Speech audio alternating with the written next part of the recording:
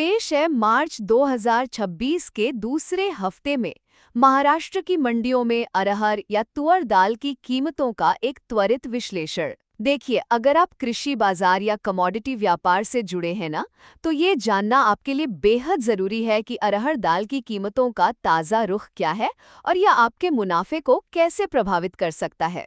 सबसे पहले राज्य का औसत रुझान। 9 से 15 मार्च के बीच अरहर की औसत कीमत 7,192 रुपये प्रति क्विंटल रही।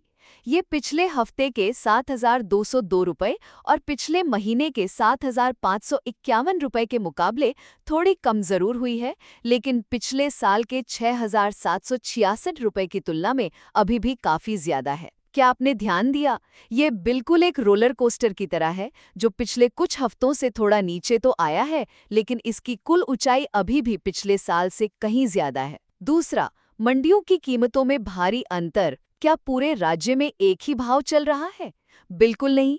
अकोला और देवनी जैसी मंडियों में भाव 8,000 रुपये के भी पार है, जबकि नंदुरबार में ये गिरकर मात्र 5,750 रुपये रह गया। एक ही राज्य में 2,000 रुपये से ज्यादा का अंतर क्यों? ये साबित करता है कि सिर्फ सही फसल उगाना ही काफी नहीं है, बल्कि सही मंडी चुनना भी उतना ही महत्वपूर्ण है। अंत में कुछ क्षेत्रों में भारी गिरावट। ऊंचे भावों के बीच बाजार को जगह औंधे मुंह भी गिरा है। बार्शी में पिछले हफ्ते के मुकाबले 13% और पिछले महीने के मुकाबले 23.6% की भारी गिरावट आई है। जलगांव में भी साप्ताहिक 10.4% और मासिक 20.3% का नुकसान हुआ है। जरा सोचिए, महज एक ही महीने में अपनी उपज की लगभग 1/4 कीमत खो देना।